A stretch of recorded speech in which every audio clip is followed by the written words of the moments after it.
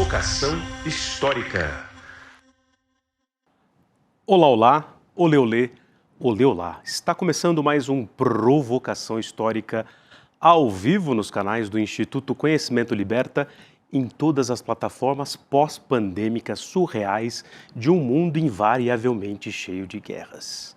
Senhoras e senhores, a essa altura vocês já sabem, eu sou o Lindener Pareto, um historiador e um professor de história num Brasil que tem um intenso, violento e, digamos que, tantas vezes desclassificado passado pela frente. E tenho a alegria de estar aqui com vocês na 5ª temporada do Provocação Histórica, narrando e, digamos assim, expurgando um pouco dos demônios do passado brasileiro que permanece no presente. E já tive a alegria de receber aqui tantos nomes da nossa história, historiografia, arte, cultura, jornalismo. Mas vocês sabem que o Provocação Histórica nasceu com esse título, inclusive, em função da minha presença no mundo dos historiadores e historiadoras do Brasil. E eu tenho a alegria imensa de, nesse início de 5ª temporada, poder aqui receber, no palco do Provocação Histórica, uma historiadora que dispensa apresentações, mas que eu vou apresentar aqui, espero, devidamente. Eu tive, ano passado, em Lisboa, e tive a alegria de ser recebido por ela na casa dela, lá em Portugal, para falar de história, para falar da Revolução dos Cravos, para falar de muitos assuntos.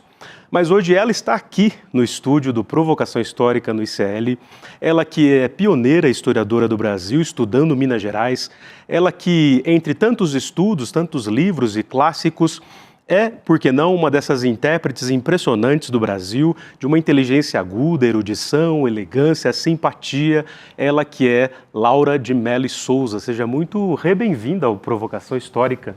Agora no estúdio, né, em grande estilo. E aí? Muito obrigada, Lindener. Um prazer estar aqui com você, na nossa cidade, né? De volta. Existe amor em SP, Laura, como diz a canção, ou não? Claro. Estamos aqui, não? Exatamente. Então, muito obrigada. Eu que agradeço. A gente vai falar, temos aqui uma tarefa, falar de um dos clássicos pioneiros dos estudos historiográficos brasileiros, publicado no começo dos anos 80, mas antes de entrar nesse Desclassificados do Ouro, né, um que vocês têm que ler ainda essa noite ou antes de morrer, aliás, que eu li para o Istvan, na disciplina de Brasil Colonial, e aí logo de cara eu falei assim para o Istvan, mas por que esses padres aí ficavam rompendo com a doutrina, alucinados, né, tentando sobreviver naquela sociedade colonial mineira? Aí o Istvan falou, Lindené, você está sendo anacrônico. Aí eu fui descobrindo o que era anacronismo, né? Que padres podiam se desviar da norma naquela situação ou em outras.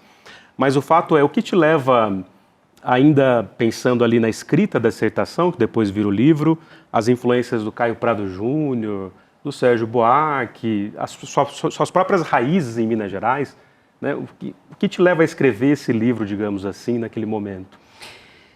Bom, o que me levou começou pela temporalidade, não é? Eu queria estudar o período colonial.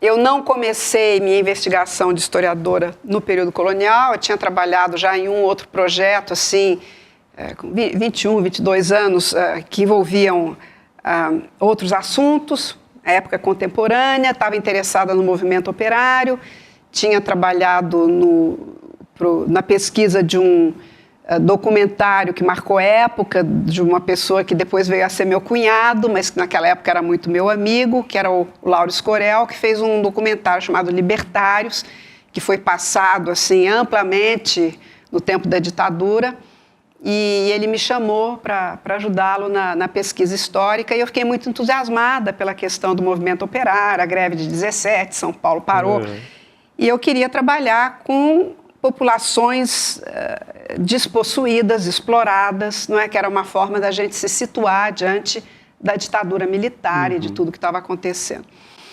Mas assim que eu comecei o curso de História, logo no 2º ano, eu fui, por sorteio, eu caí na turma do professor Fernando Novaes, que era uma grande estrela. E, junto mais com um grupo de amigos muito próximos, Leila Mezan, Hilário Franco Júnior, nós acompanhamos durante todo aquele ano o seminário do professor Fernando, ficamos deslumbrados, né? Ele nos ensinou a pensar, refletir, porque era um bando de adolescentes, né? E E aí eu queria trabalhar com ele. Eu falava, não, se eu for fazer um trabalho acadêmico, eu quero que ele me oriente, porque ele era, enfim, ele era luminoso, enfim, tudo que eu aprendi, naquele momento, ele foi fundamental. E aí eu falei, bom, eu tenho que escolher um assunto relacionado ao período colonial, e fui procurá-lo. E ele falou, leia o Caio Prado Júnior, mas você não precisa se deter no período colonial, eu posso orientá-la em outro período. Eu tenho alunos, como citou Carlos Vesentini, que trabalhava sobre a Revolução de 30, mas aí eu já tinha sido mordida pelo bicho da colônia, né? E com a leitura do Caio Prado, na parte sobre vida social, ele fala, justamente coloca essa questão incrível, que é uma questão dominante na história do Brasil, né? Que naquele momento em que a região das Minas, a capitania das Minas Gerais, se torna a região mais importante do Império Português, né? No começo do século XVIII, porque até então a grande joia da coroa imperial portuguesa era a Índia, né? Era o Oriente. Naquele momento, há um afluxo imenso de pessoas que vêm de Portugal e mesmo do litoral, não é? E algumas enriquecem rapidissimamente, fortunas se fazem, não é? A coroa arrecada um monte de dinheiro a partir dos tributos e, contudo, há uma miséria muito grande, uma marginalização, digamos assim, imensa das populações. Quer dizer, não é todo mundo que chega que vai fazer a América, né? Uhum. E aí eu falei, não, esse assunto é um assunto interessante, né? E estava muito cativada pela cultura underground, enfim, eu não peguei propriamente maio de 68, eu estava ainda no ginásio, né? Mas pegou esse rescaldo, né? Peguei esse caldo e aí a gente começava a ler o Michel Foucault. Eu li pela primeira vez, inclusive, a História da Loucura no seminário do Fernando Novaes. E você viu uma das aulas E depois, do Foucault, quando eu estava já me formando no 4º ano, eu assisti as conferências que ele deu aqui em São Paulo sobre o primeiro volume da História da Sexualidade. Uhum. Depois ele interrompeu o curso dele, porque o Vladimir Herzog foi executado. Foi em 75. No DOI-CODE. 75, porque eu estava grávida da minha primeira filha, eu lembro bem. E eu assisti deslumbrada, porque ele era um expositor maravilhoso, Foucault, né? Então, esse é o contexto de contestação, de revolta, de uma geração marcada pela cultura beatnik, por Woodstock, não é? Contestatária, né? E o tema é trabalhar com a pobreza, com os homens marginalizados, que, como diz a grande historiadora, que é não nesse momento, mas depois se tornou uma das minhas ídolas, a Natalie Zemon Davis, essas populações precisam da gente. A gente escrever sobre reis, sobre pessoas famosas, não é? É interessante, mas elas não precisam de nós, não é? Porque elas estão em evidência. E essa é uma camada social que realmente eu achei que precisava de mim e que eu ia desempenhar um papel importante numa leitura historiográfica num momento tão tenebroso da história do país, né? Comecei a trabalhar em 76 sobre esse assunto. Eu já estava grávida, aí interrompi um pouco as minhas atividades de aluna, né? Já estava me formando, já tinha me formado na História, e reingressei em 77 nos cursos de pós-graduação. Aí comecei a viajar para Minas, né? Fazer pesquisa em Minas, deixava minha filhinha pequena com minha mãe e meu pai, e viajava 12 horas de ônibus até Belo Horizonte, trocava de ônibus mais umas tantas horas até Mariana e depois até Ouro Preto, né? Tinha balaio com galinha, tinha tudo dentro do ônibus. Não era muito diferente dessa imagem aqui. Conforme a gente ia se afastando da grande metrópole de Belo Horizonte, ia começando a subir a população menos favorecida, com cesto de verdura, até galinha, não estou inventando, não. E eu ficava fascinada com esse afastamento paulatino dos grandes centros civilizados, né? E chegando perto, então, do cenário daqueles que foram... Era o Caio Prado que falava isso, que o Brasil tem essa permanência tão implacável de um passado desigual, ou desclassificado, ou marginal, que os historiadores têm, entre aspas, o privilégio de ver a história no presente, né? E ele fazia isso, Caio Prado. Ele pegava o fusquinha dele, ele acho que, pelo que eu sei, ele viajou o Brasil inteiro, não é?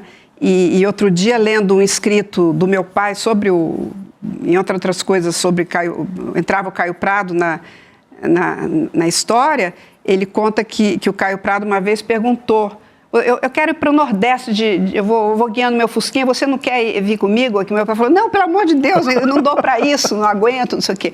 E que ele foi sozinho e depois voltou e relatou toda a viagem, porque ele tinha uma formação de geógrafo.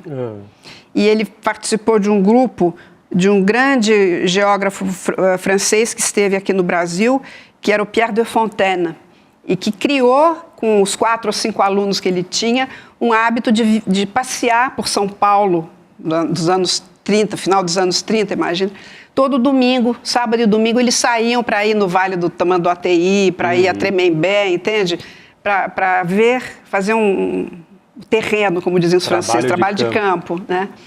Então, o Caio Prado, você nota nos livros dele que tem essa presença do olhar um pouco geográfico, do eu estive lá, né? E ele passa, às vezes, realmente isso que você falou, dá essa sensação, né, de que ele sabe muito bem do que ele está falando. E aí você, de alguma maneira, ou de forma muito parecida, digamos assim, vê isso em Minas, indo para Mariana e para Ouro Preto. Nunca me esqueço. Você já tinha ido, né? Mas eu nunca tinha ido àquela região de Minas.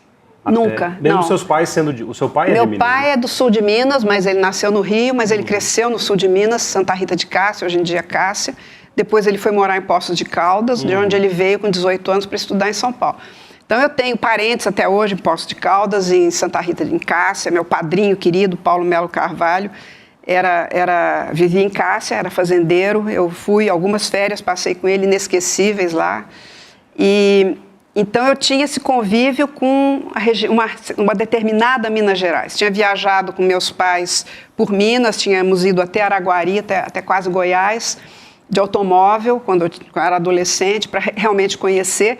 Mas Belo Horizonte e a Minas Geratriz, não é? O coração de Minas, né? O peito de ferro, que o Gorsex diz, que naquela época era ouro, na época que eu estudei, eu só conheci quando eu comecei a pesquisar. Uma das maiores emoções da minha vida foi quando esse ônibus parou, a rodoviária era no alto, numa das colinas altas de Ouro Preto, perto de uma das igrejas, agora me deu um branco, não lembro qual era a igreja, que era logo perto da antiga rodoviária. Estamos em 1978.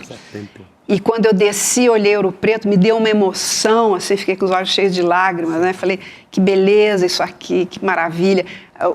As encostas ainda não estavam ocupadas, era um dos lugares mais lindos do mundo, né?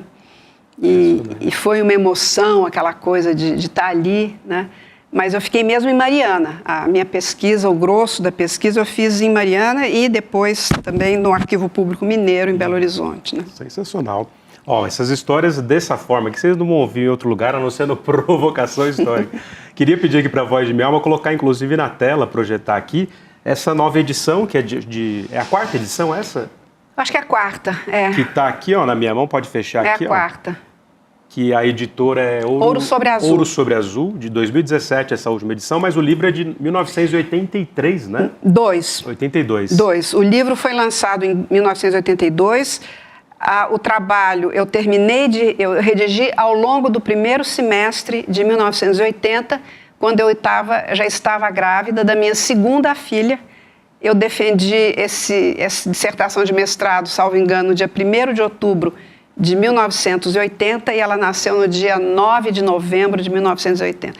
Então eu já estava, como eu era muito miúda, magrinha, eu não posso dizer que eu estava enorme, porque eu estava com aquela barriga de... Mas já estava muito pesada, então eu gestei o livro e a minha segunda filha, Maria Clara. É Maria Clara. A Dora é a primeira, né? A Dora é a primeira. A Dora, quando comecei a pesquisa, a Dora era bem pequenininha.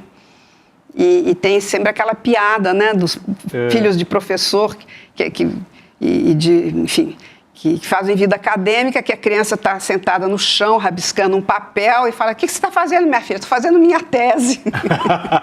Então você ouviu isso mais de uma vez. Isso é um clássico de todo mundo que tem filho fazendo tese. Os filhos ficam fazendo tese também. Sensacional. E Laura de Melo Souza, A Pobreza Mineira no Século XVIII, Desclassificados do Ouro, que é esse clássico, inclusive, que eu li no primeiro ano de graduação, na disciplina de Brasil Colonial. E aí foi quando eu me deparei, inclusive, com a questão dos padres e tantas figuras que são homens brancos livres, ou às vezes pretos livres, mas que você então escolhe, inclusive, um outro termo conceito, não só a história desde baixo, não só o marginal, mas você usa o termo desclassificado por quê? Porque foi uma discussão muito interessante que eu tive com o professor Fernando Novaes. Ele me apoiou, me ajudou muito a pensar, porque eu li muitas coisas, inclusive de sociologia. Naquela época, também me ajudou muito, um saudoso professor, muito querido, Lúcio Kovarik, que faleceu recentemente. Fiz os cursos dele na ciência política, inclusive ajudei na revisão do livro dele, Trabalho e Vadiagem, que ele estava escrevendo nesse momento. E eu achava, e li muita coisa francesa, de história dos marginais, então, o que é um marginal, o mendigo, o louco é marginal, o Apache, que é um tipo de contestatário na América do Norte, que não é o Apache índio, mas, enfim, tem o Apache. Toma-se o nome do Apache índio na França para falar de pessoas que são contra o sistema. Li um monte de coisa e achei, justamente para não incorrer em anacronismo, né, que a marginalidade é um conceito, né, que surge, enfim, salvo engano, Stonekist, né, que é um sociólogo que conceitua isso mais ou menos um pouquinho antes da metade do século XX, que era muito referido a uma sociedade industrial madura. E eu estava lidando com uma sociedade diferente, né, uma sociedade de capitalismo em formação, né, com um mercado internacional já formado, com a questão do tráfico negreiro, da formação dos grandes impérios, mas dentro de monarquias que eram muito centralizadas, absolutistas, como se dizia até pouco tempo, né? Onde havia restrições muito grandes ao comércio livre, exclusivo de comércio, mão de obra escravizada, uma série de peculiaridades e que eu não queria trair essas peculiaridades, né? Porque, em que pesem as críticas ao contextualismo, eu acredito que a história é uma disciplina do contexto histórico, né? E que realmente a situação histórica é a prova dos 9, né? E aí o Caio Prado usa a expressão desclassificados, processo de desclassificação, nesse capítulo, sobre essa parte do livro sobre a vida social. E aí, com muita conversa, Fernando Novaes me ajudou muito, eu achei que caberia chamá-los de desclassificados sociais, não é? E uma sociedade muito estratificada, como é a sociedade são as sociedades desse momento, né, histórico, que a gente costuma chamar de sociedades de antigo regime, baseadas no privilégio, com a ascensão social muito menos intensa do que se verifica nas sociedades contemporâneas. E também me chamou a atenção que no caso das Minas, era um mundo novo, uma sociedade muito diferente da do Nordeste, por exemplo, onde havia velhas aristocracias, brancas ou mestiçadas, não interessa, mas havia aquelas grandes famílias que estão até hoje aí, né? Algumas impressionantes, os nomes se repetem. E aí, em Minas era uma sociedade de arrivistas, né? Arrivistas? Arrivistas. Tempos depois eu encontrei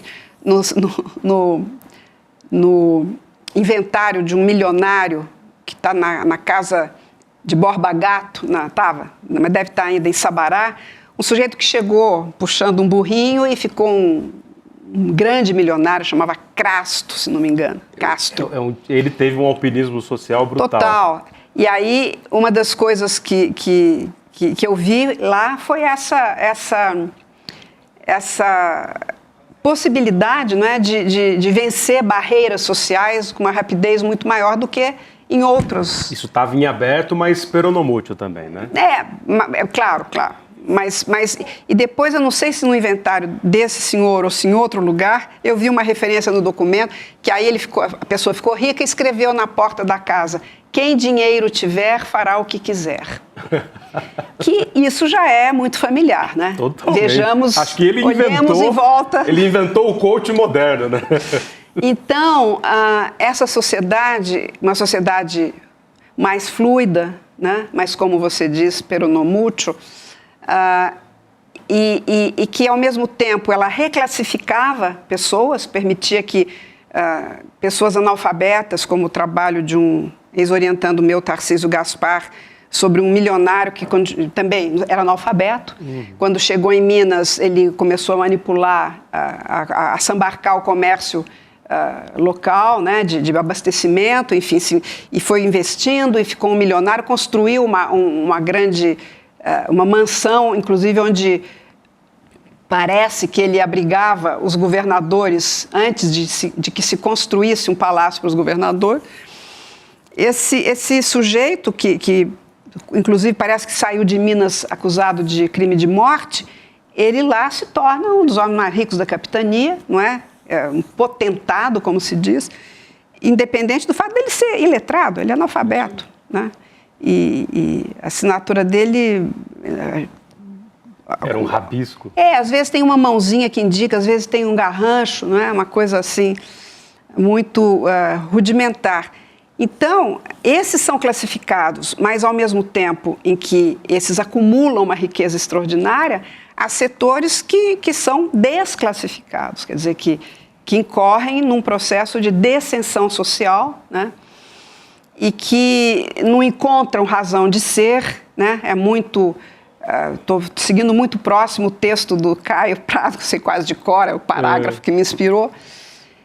E depois, lendo um outro autor, um cronista do século XVIII, que foi desembargador em Minas, e que escreveu um livro notável sobre o funcionamento da administração em Minas, chamando Instrução e Norma para o Governo da Capitania de Minas Gerais, o desembargador Teixeira Coelho.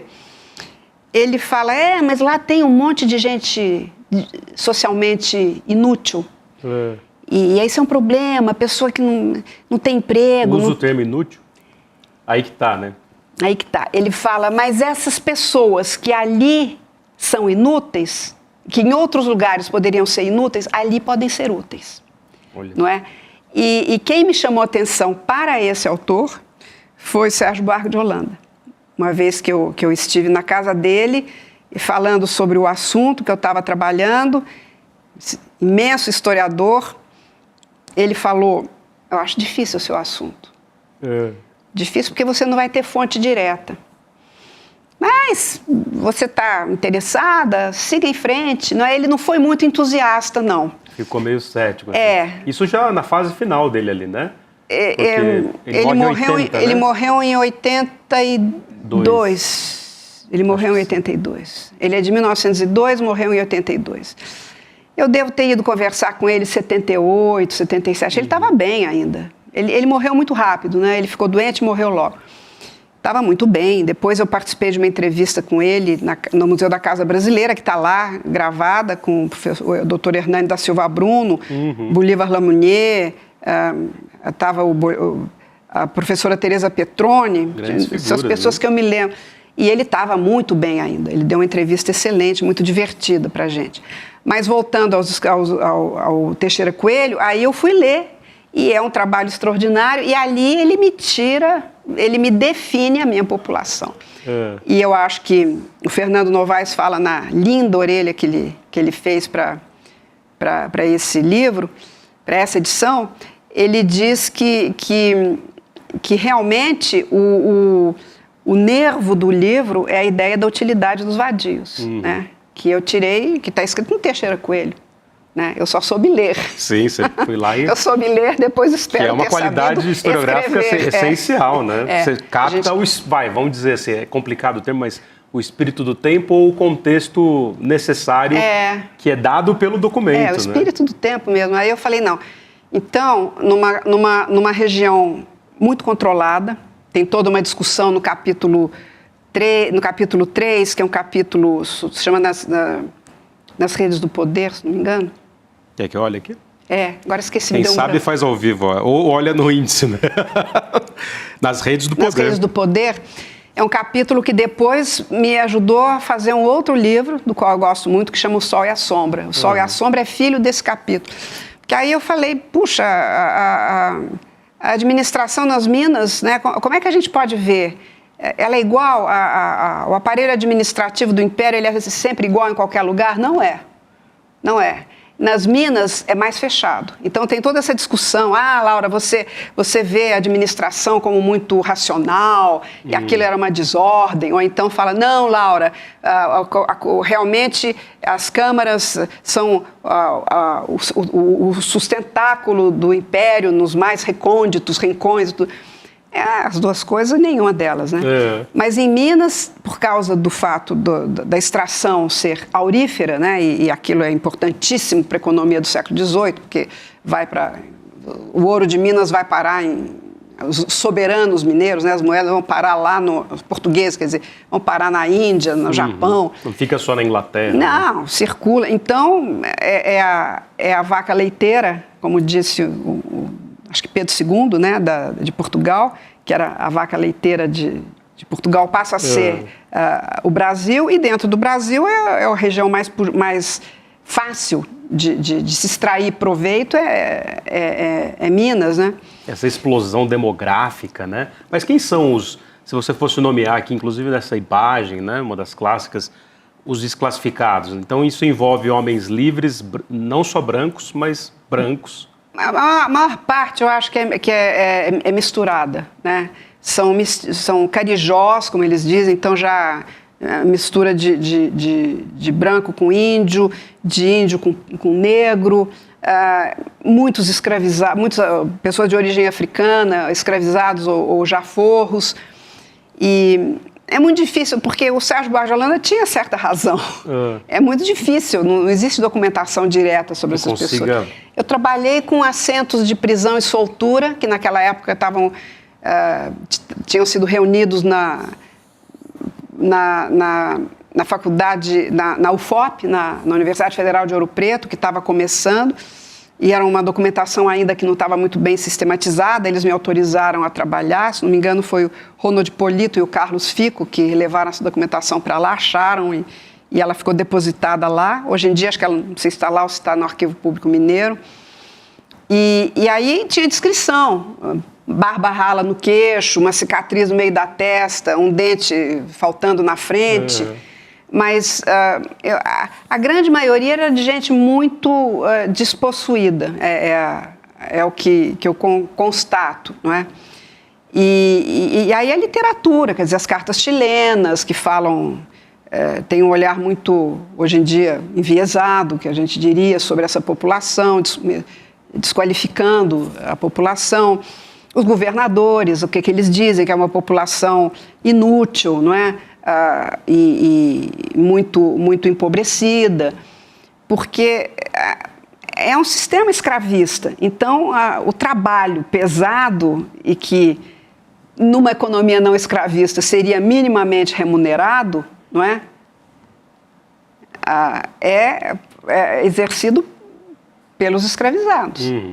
Então, numa economia escravista, existe essa desqualificação, de partida tem uma desqualificação do trabalho e há mesmo restrições ao uso das mãos, não é? Então, o trabalho manual, ele desqualifica, as pessoas que querem fazer parte dessas irmandades prestigiadas, Santa Casa de Misericórdia, Santíssimo Sacramento, Carmo, não é? Se tem ofício mecânico, mas ele é um grande comerciante que abastece, aí tudo bem. Mas ele pesa, ele vive de medir e pesar, quer dizer, aí ele está vendendo ali na lojinha dele, não é? É um pequeno comerciante, aí já é uma série de restrições. Além de haver, no contexto ibérico, as restrições quanto ao que se chama pureza de sangue, os estatutos de pureza de sangue, que é uma coisa terrível, né? Do mundo ibérico até o século XIX. Que a gente só fala dos Estados Unidos, da gota única, mas que tinha no mundo ibérico. mundo ibérico tem, mas nas colônias isso é negociado. Quer dizer, então é claro que, por exemplo, o Aleijadinho, que é que é negro, né? Filho de um branco e uma negra, aí tudo é possível num determinado momento ser negociado, sobretudo nos momentos iniciais, porque tem que compor a Câmara Municipal, tem que ter Irmandade ali funcionando e só tem uma população, ou os brancos, ou aqueles de sangue misturado, não é? Que estão ali, mas que estão ganhando dinheiro, estão se destacando. Então, acho que se a gente for generalizar um pouco, nos primeiros momentos fecha-se bastante os olhos para esse tipo de mácula, digamos. Eu peço desculpas, a terminologia é toda horrível, mas é a terminologia dos documentos. Época, né? Inclusive não se usava o termo escravizado, né? Não, escravos, né? Escravos. Cativos. Cativos. Negros da terra para os índios, né? Tanto que o grande livro do John Monteiro chama Negros da Terra, que são os índios, né? Negros brasilos, os índios também se usa. Brasilos? Né? Negros brasilos. Gentil da Costa da Guiné para os escravos no século XVI. Gentios da Costa da Guiné. Que o gentil é desqualificador, né? O gentil é aquele que não teve acesso à palavra divina, ao conhecimento da religião. O cristianismo e sua salvação. Impressionante, os desclassificados do ouro, olha que maravilha. Quero pedir de novo aqui para pôr na tela, Voz de Minha Alma, essa edição mais recente desse clássico da historiografia brasileira, mas tem uma questão aqui, entre tantas que eu quero te perguntar ainda, temos bastante tempo, que enquanto todo mundo estava começando a fazer aquela historiografia, que inclusive a gente conversou aqui nos bastidores, né, que é essa da agência dos escravizados, né, você estava ali pegando esse grupo que não era necessariamente a massa dominante da mão de obra pesada, mas que estavam nos interstícios, nessa indefinição da sociedade mineradora. Mas seus colegas estavam criando ali toda a historiografia da história da escravidão e a agência dos escravizados. E aí? Porque você também, mais recentemente, já publicou, mas vai continuar publicando, começou não a retornar, digamos assim, às cortes, né, mas a narrar também aqueles que venceram, né? Como é que fica essa... Eu já fui acusada pelos meus amigos mais próximos, omiti nomes. Como é que eu larguei as boas causas para me misturar com essa gente, né? E aí, qual foi a resposta? Não, eu sou uma pessoa curiosa, inquieta e um pouco aventureira. Não muito, né? Mas... é aventureira, é capricorniana, dá aventura. E do trabalho. Eu até os anos 94, até 99, quando eu publiquei Norma e Conflito, que é uma coletânea de artigos, que eu creio que lá há alguns muito bons, lá há uns 2 ou 3 das melhores coisas que eu escrevi, e que passou muito despercebido, né? Norma e Conflito? Norma e Conflito é um livro muito pouco citado e pouco vendido. Isso, né? Você gosta muito do texto, mas as pessoas não necessariamente... Mas porque é uma transição, né? Eu tenho um artigo sobre uma modalidade de alforria chamado quartação, que eu gosto muito, enfim.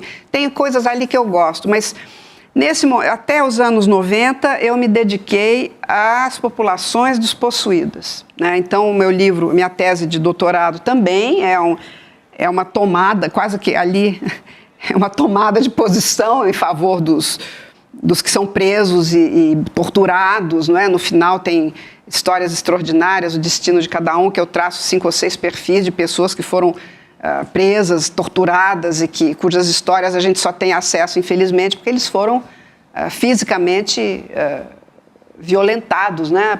Pelas torturas e pela opressão do Tribunal do Santo Ofício. Então, eu me sentia, com a grande Natalie Davis, mal comparando, muito na obrigação de contar a história dessa gente, né? Que eu tinha que me dedicar, e também era uma tendência, né? Então, history from below, como diziam os ingleses norte-americanos. Eu lia muito George Roudet, Eric Hobsbawm, Christopher Hill, Edward Palmer Thompson, né? Essa era a bibliografia que a minha geração leu a rodo, mandava ver, né? E eu convivi, meus maiores amigos, estavam todos escrevendo sobre escravidão, né? Silvia Lara, Leila Algrante, Ronaldo Vaifas, Caio Bosque, todo mundo, meus amigos íntimos, escrevendo sobre escravidão. O queridíssimo João José Reis, né, o papa da matéria, que depois nos tornamos amigos no começo da década de 90, quando ele me convidou para escrever A Orelha da Morte é uma Festa, que é um livro extraordinário. E eu fiquei honradíssima e hoje somos muito, muito próximos. Mas, então, é essa grande historiografia da escravidão que se tornou, eu diria, não diria se tornou independente, porque eu acho que os livros anteriores são muito importantes, com todos os problemas que existem acerca do que era corrente na época em que eles foram feitos. Temos Clóvis Moura e Maurício Goulart, enfim, tem grandes obras que pensam essa questão, mas a grande historiografia contemporânea estava se formando ali enquanto eu não estava trabalhando com os escravos também. Mas porque eu falei, mas esses coitados, os escravizados, eles têm senhor, bem ou mal, eles têm comida, quer dizer, né? Eu tentava fazer os raciocínios mais, e eles caíam me matando em cima de mim. Não, mas porque isso estava em questão agora, também. Esses aí são os mendigos largados na rua, entende? Sem braço, sem perna, cego. Eles juntaram uma vez um grupo desses infelizes, mandaram para expulsar os espanhóis que tinham tomado a ilha de Santa Catarina, né? E quando chegou lá no sul, o comandante lá em serviço falou, mas que o governador de Minas me mandou esse bando de aleijado, de velho, de 80 anos, não posso fazer nada com essa gente. E aí a resposta do governador, o governador de Minas foi repreendido pelo governador do Rio de Janeiro, que era o Marquês do Lavradio, como é que você manda esse bando de gente inútil para... O comandante está furioso. Ele falou, não, eu não posso mandar as pessoas mais válidas da capitania, porque senão, se houver um levante escravo, não tenho como defender a capitania.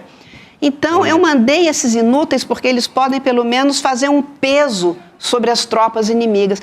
Quando eu li isso, caramba, foi um soco no meu estômago, sabe? Porque significa, literalmente, bucha de canhão. Bucha de canhão. Mandou para eles morrerem lá. Não era o escravizado, e sim eram os livres pobres, quer dizer, os mendigos, os aleijados, os desnutridos, né? Imagina, tem uma sátira fantástica a esse tipo de situação que ocorria nas forças militares, não eram nem exércitos, né? No final da Idade Média, tudo que é o exército Brancaleone do Vittorio Gassman, Leone, que é uma obra-prima, né? Mas então ali ele realmente faz uma paródia que um é coxo, o outro é estrupiado, né? Ninguém sabe nada, ninguém se entende. Mas eu sentia uma espécie de obrigação de contar a história, como diria a Natalie Davis mais uma vez, dessas pessoas que não tinham ninguém para contar a história deles, né? E foi um pouco aos trancos e barrancos, porque o Sérgio Buarque de Holanda tinha razão, não há fontes diretas. Um outro grande professor, no meu exame de qualificação, falou, olha, eu não sei se você consegue, acho que você tem que mudar de assunto, o seu objeto não existe, não é? Acabou existindo, né? E acho que, bem ou mal, é um assunto que está aí, né? Pioneiro, claro que tem as lacunas, interstícios. Tem lacunas, é um trabalho de juventude. Você abre uma seara inteira, né? Eu que estou agora do alto de todas essas décadas que eu vou omitir. É jovem ainda. Quando eu penso se eu chegar assim, nessa elegância, eu vou estar feliz. Era uma mocinha de 27 anos, né? Então, com muita paixão, muito entusiasmo. A escrita muda, né? Você diz isso também. Muda porque a gente começa a cortar os adjetivos, começa a tentar ser menos apaixonado, né? Agora, tanto que Você aí... acha que com o passar do tempo a gente vai perdendo paixão? A gente vai perdendo um pouco. Sim. Pelas porradas que vamos levando? A vida para profissionais, né? Profissionais e pessoais, né? Dos dramas da vida. A vida é para profissionais. Sim, a vida é para profissionais. A vida é muito dura, muito difícil para todo mundo, mas eu acho que é um dispositivo do profissional, né? De historiador profissional, a que você... É claro que para bom entendedor, existe partido tomado, mas o texto tem que ser um texto mais neutro no sentido linguístico, eu acho, né? Até para fazer jus à história como ciência, né? Então, eu cortaria vários. Hoje de manhã ainda estava lendo o terceiro capítulo, né? Para ver se eu ainda gostava dele, gostei. mas eu falei, nossa, quanto adjetivo, né? Mas é isso, é o livro de uma jovem, né? Mas aí depois a curiosidade foi me chamando para outros terrenos. Aí eu trabalhei muito com as cartas dos governadores. Eu fiquei um pouco meio fascinada por aqueles homens que saem, de lugares Lisboa, privilegiados, né? Pertencem à nobreza, a maior parte. E vem parar nos rincões sem fé, sem lei, nem rei. Por exemplo, o governador de Goiás, Dom Antônio Rolim de Moura, se não me engano, ele sai de Lisboa, demora 1 mês e meio ou 2 meses, chega no Rio de Janeiro, demora 8 meses para chegar em Goiás. 8 meses? Goiás ou Mato Grosso. Ficou 2 meses no navio, depois 8 meses até... Sabe, quer dizer, o cara demora 3 vezes mais tempo para sair do Rio de Janeiro e chegar no lugar onde ele vai morar. E aí ele conta a quantidade de bicho, de gente morta que ele encontra na beira do rio...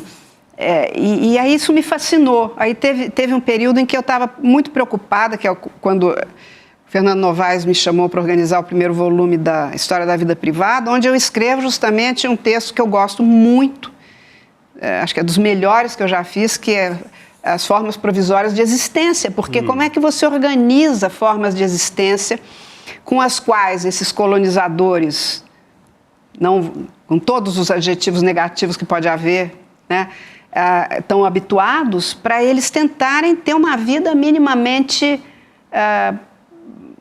com um mínimo de conforto. Quer dizer, eles têm que dormir, eles têm que comer, eles levam panelas, não é?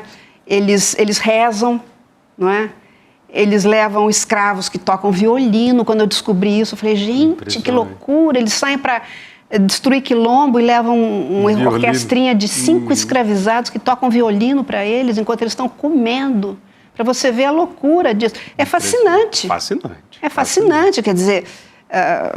Trágico e porque fascinante. Quando a gente pensa no confronto, né, no encontro violentíssimo do colonizador e do colonizado, e do oprimido, e do indígena, e do escravizado, e o desterro monstruoso é o mais desenraizado e o mais...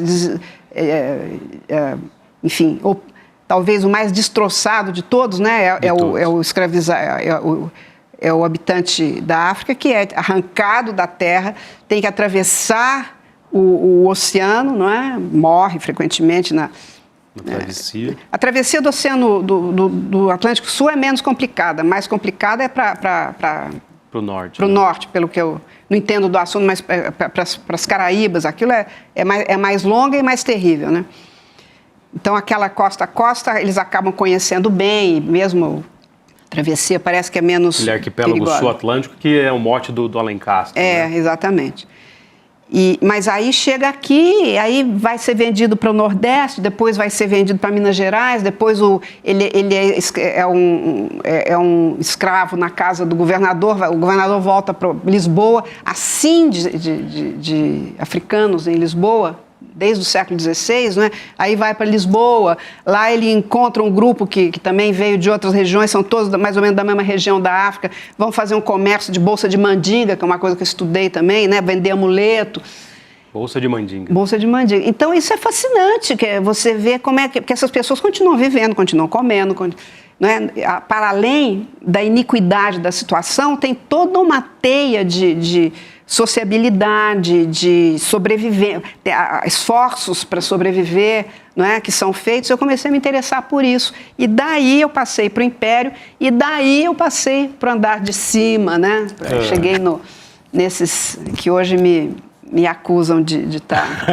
Ela vai voltar, inclusive, para falar das camadas, dos andares de cima dessa sociedade completamente em crise, né? Porque...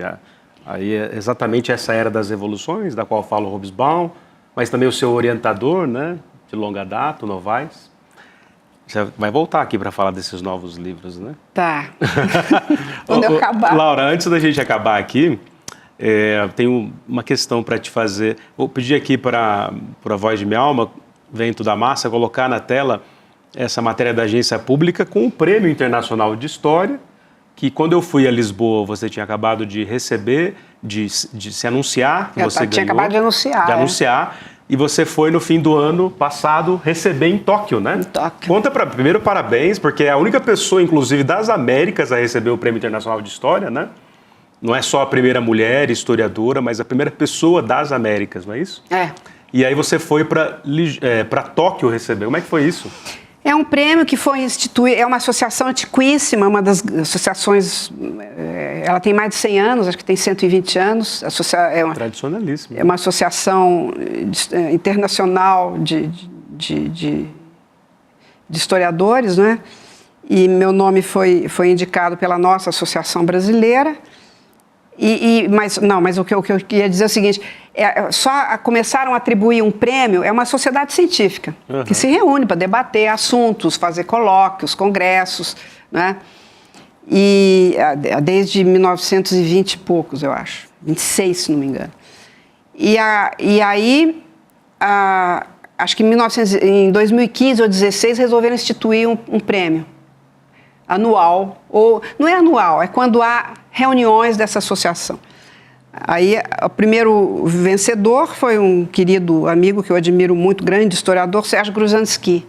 Da História do Novo Mundo, né? Da história do Novo Mundo, a colonização do imaginário, pensamento mestiço, né? Um grande historiador que escreve muito, está em plena atividade, é um pouco mais velho que eu. E eu estava, inclusive, em Paris, quando ele recebeu, e foi homenageado pelo CNRS, né, Centre National de Recherche Scientifique, do qual ele é membro, né, que é a casa dele, ele dava aula também na École des Hautes Études, mas se aposentou, e ele foi feita uma homenagem a ele, e eu estava lá. Depois atribuíram o prêmio a um colega húngaro, que por acaso também conheci, fui uma vez um colóquio que ele organizou em 88, era um adolescente, que é o Gábor Klanikzai, que é um medievalista muito importante, que criou a Universidade Centro-Europeia, um cara muito importante. Terceira pessoa que ganhou foi o Sanjay Subramanian, que é conhecido entre nós, porque fez uma biografia importante do Vasco da Gama, escreve muito sobre o Império Asiático, né, português, e que atualmente é professor na Universidade da Califórnia de Los Angeles e dá aula também no Collège de France.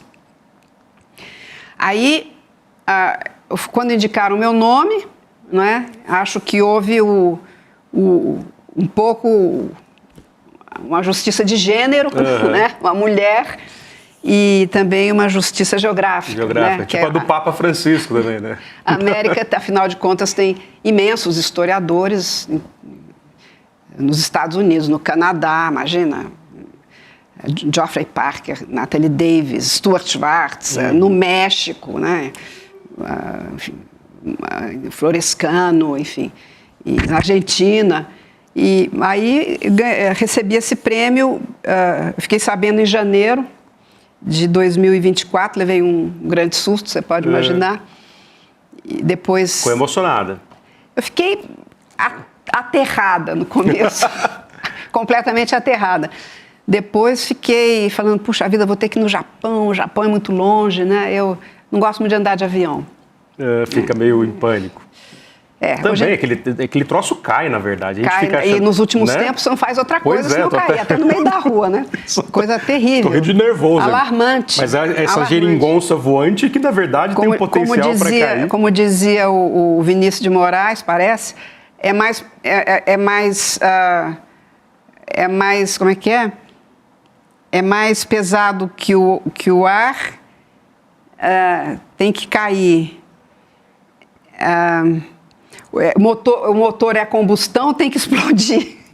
Exatamente. E depois o Tom Jobim dizia que o problema é que o avião está lá em cima e o mecânico está embaixo, né? Então, não dá para consertar nada.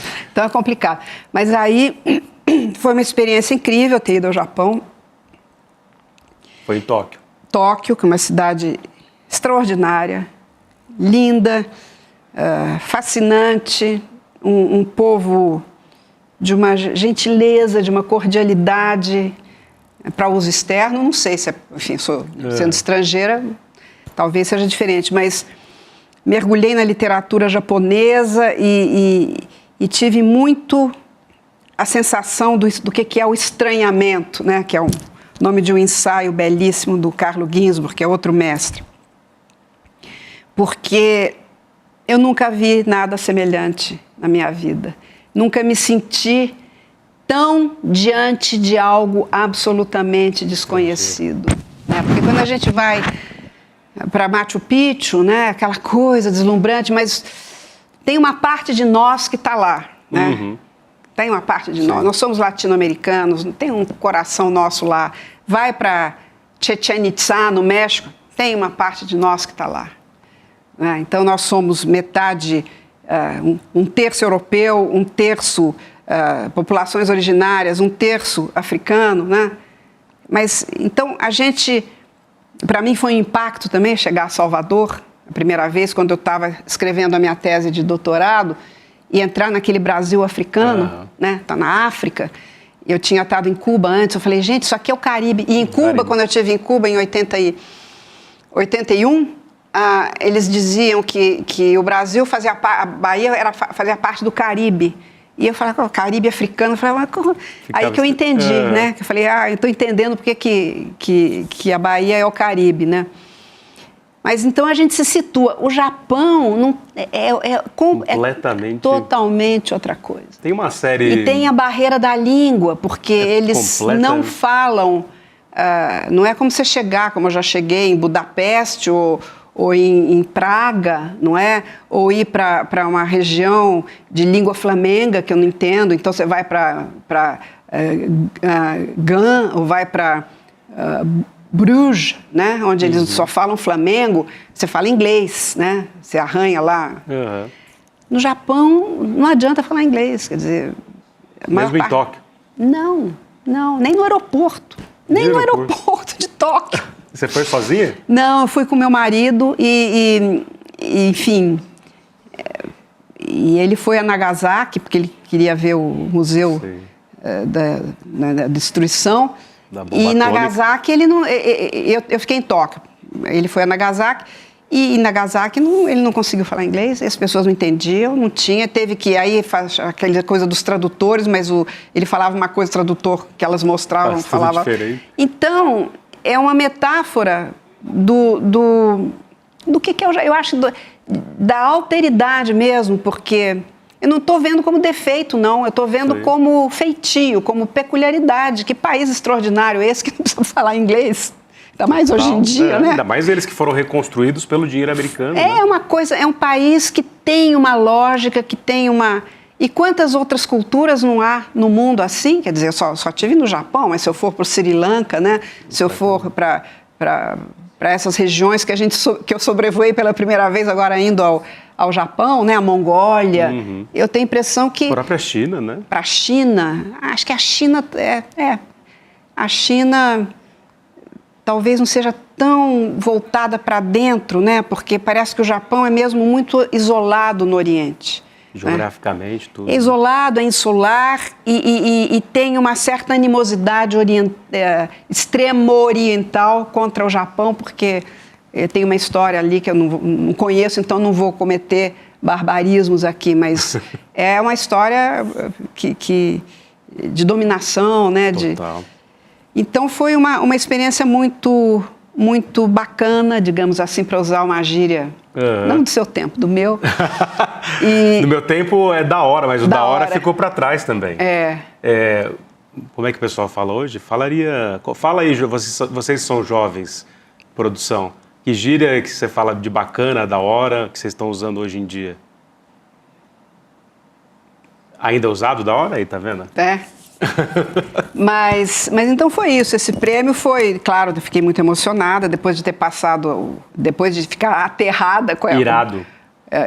Fiquei muito emocionada, muito lisonjeada, fui muito bem recebida enfim, eu tive o apoio da Embaixada do Brasil em Tóquio, o embaixador e a embaixatriz são pessoas maravilhosas. E tinha lá outros ocidentais com você na plateia? O prêmio foi concedido na Embaixada do Brasil, que é linda, feita pelo arquiteto Rui Ortaki. É do Rui Ortaki. É lindíssima a casa do embaixador, a residência também é do Rui Ortaki.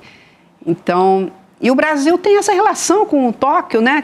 Com o Japão, que é uma coisa, para mim, que sou paulistana, que nasci no bairro da Aclimação, encostado na Liberdade, que atravessava a Liberdade com a minha avó para ir comprar coisas de armarinho na Praça da Sé, no ônibus Machado de Assis elétrico, quando eu tinha 4, 5 anos, e que a nossa vizinha da frente era a dona Shizuko, né? Que tinha uns setter enormes e que era uma senhora que costurava, muito, muito elegante, muito bonita.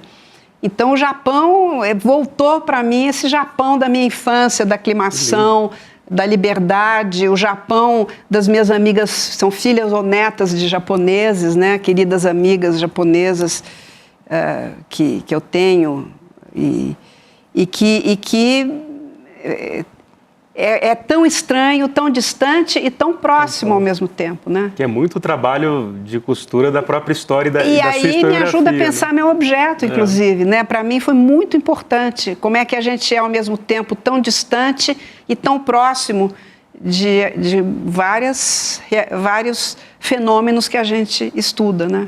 Então eu fui muito próxima e muito solidária com os desclassificados. Sou muito distante das cortes europeias que eu estudo hoje em dia, mas espero contribuir com uma análise da complexidade desses fenômenos, não é? que são muitas coisas ao mesmo tempo. Essa dialética entre eles, né? Professor, nem tenho palavras aqui para conseguir te agradecer pela generosidade, não só de ter me recebido lá em Lisboa, mas de ter voltado aqui no estúdio e ter paciência e audiência aqui para os meus convites deslocados aqui para Laura de Melo Souza. Mas queria te agradecer muito, te parabenizar pela trajetória. Espero que você volte outras vezes, quando quiser, a casa é sua, para falar dos outros livros ou outros assuntos. Se você pensar assim, quero voltar lá para falar de um assunto que ninguém está falando, você pode vir, a casa é sua. E antes de acabar aqui, uma frase de efeito que você vai responder olhando para aquela câmera ali, ó. Não, muito obrigada, antes de mais nada. Você vai poder falar no final dessa pergunta aqui sua despedida e agradecimentos, mas depois de tudo isso, inclusive pensando na trajetória recente lá no Japão, o que é o Brasil numa frase de efeito? É difícil, eu sei, mas você vai saber responder lindamente. O Brasil, eu acho que, enfim, tenho... O Brasil, eu diria que é para profissionais, que acho que é uma frase Tom Jobim, né? O Brasil não é para principiantes, é para profissionais. É para profissionais. É um país de uma potencialidade incrível e de uma injustiça social que permanece, né? Permanente. Por isso que eu acho que talvez esse livro, eu voltei a falar dele, falei dele recentemente num evento na FAPESP, que foi organizado, muito interessante. Eu devo a minha carreira à Universidade de São Paulo e à Fundação de Amparo à Pesquisa, que é uma das fundações de pesquisa mais extraordinárias que eu conheço. Do mundo, né? Do mundo. E aí há uma coisa muito interessante que eles organizam, que eles chamam jovens pós-docs do Brasil inteiro, financiam 3, 4 dias de brainstorming lá, há várias conferências e uma interlocução entre eles apresentam os projetos deles, posters, né? E a gente vai lá e discute com eles, faz sugestões, foi maravilhoso, muito bom. E lá fui convidada por uma querida amiga, Esther Hamburger, e lá eu falei, Esther, eu acho que eu vou falar dos desclassificados, que é o meu primeiro trabalho, porque, infelizmente, eu acho que ele é o mais atual de todos, sabe? Ele não sai, o drama que eu analisei aí, ele não sai de pauta, quer dizer, ele não sai de pauta. Eu moro num bairro de rico, não é? Um dos jardins, e quando eu vou ao supermercado, num quarteirão tem pelo menos 2 pessoas dormindo na rua de manhã. E é na cidade inteira. Isso é um bairro rico. Isso é um fenômeno mundial. É um fenômeno mundial. Eu morei em Paris 8 anos. Quando eu cheguei, não havia gente dormindo na rua. Quando eu vim embora, e agora às vezes que eu volto, já faz 10 anos que eu fui morar lá e agora já voltei, cada vez que eu volto tem mais gente dormindo na rua. Agora, a França é um país rico. E tem muito mais igualdade social e o mendigo que está dormindo na rua, se ele tiver uma convulsão, ele é imediatamente levado para ser atendido no hospital onde eu fui atendida um dia que eu tive uma dor esquisita no peito e eu fui atendida junto com 2 mendigos. Um deles estava bêbado, né? Até foi uma cena engraçada que eu conto outra vez. Mas nós três tivemos, eu professora universitária da Universidade de Paris, e 2 mendigos tivemos o mesmo tratamento, e o mendigo, inclusive, eu vi pela enfermeira que ele tinha sido recolhido da rua, ele teve uma convulsão na rua, não é? Então, e se ele tiver um filho, o filho vai ter educação gratuita, de qualidade. Ainda, eles reclamam muito, mas ainda é de qualidade. E o Brasil, que é um país rico também, é um país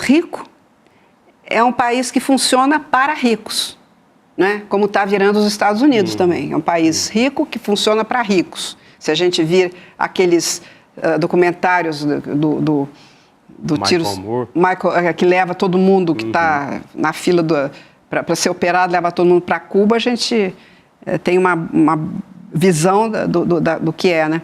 Então, eu acho que é isso, que é um país que não consegue resolver os problemas básicos de atender a sua população, que continua profundamente desfavorecida quando não precisava ser assim.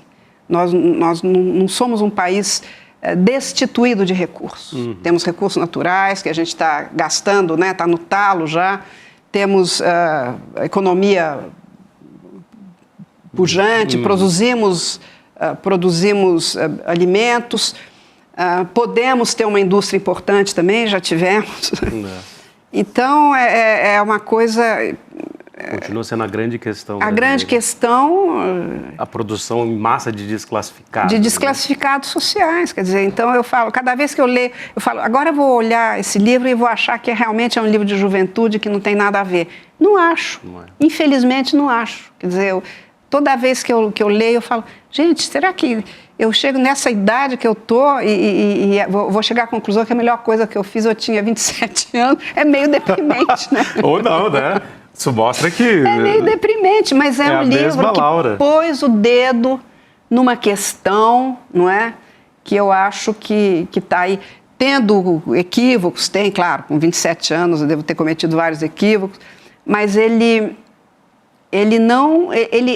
acho que as pessoas devem ler esse livro. Envelheceu muito bem, eu acho que eles devem ler, sabe? Porque tem assuntos agora que de repente se fala, né, dos possuídos, como se fosse uma coisa que não estava novidade, né? Mas olha, Lúcio Covari, que já falava disso lá atrás, tem toda uma sociologia da América Latina, da CEPAL e tudo que fala disso, e o Desclassificados, modestamente, também acho que pôs o dedo numa ferida do Brasil, que é essa coisa de ser um país muito complicado e que tomara que já não tenha perdido o seu passo, né?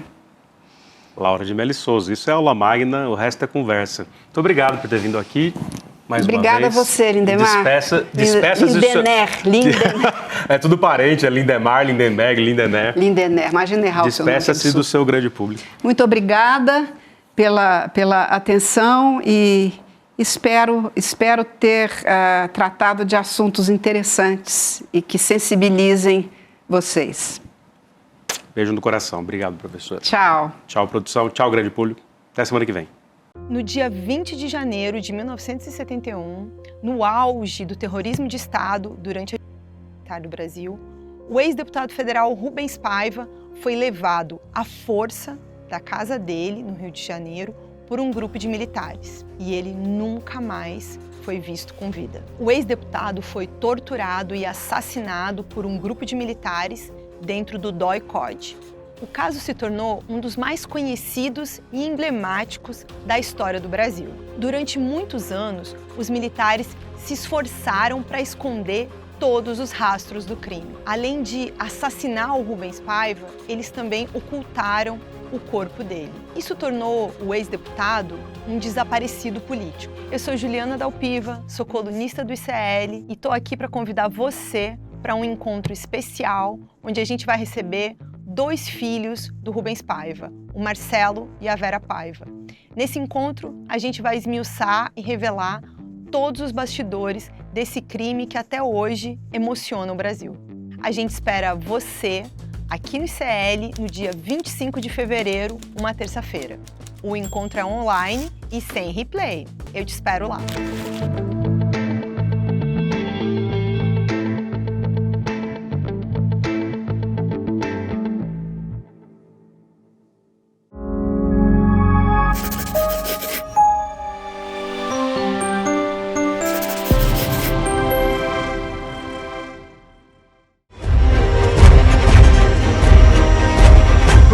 Provocação Histórica.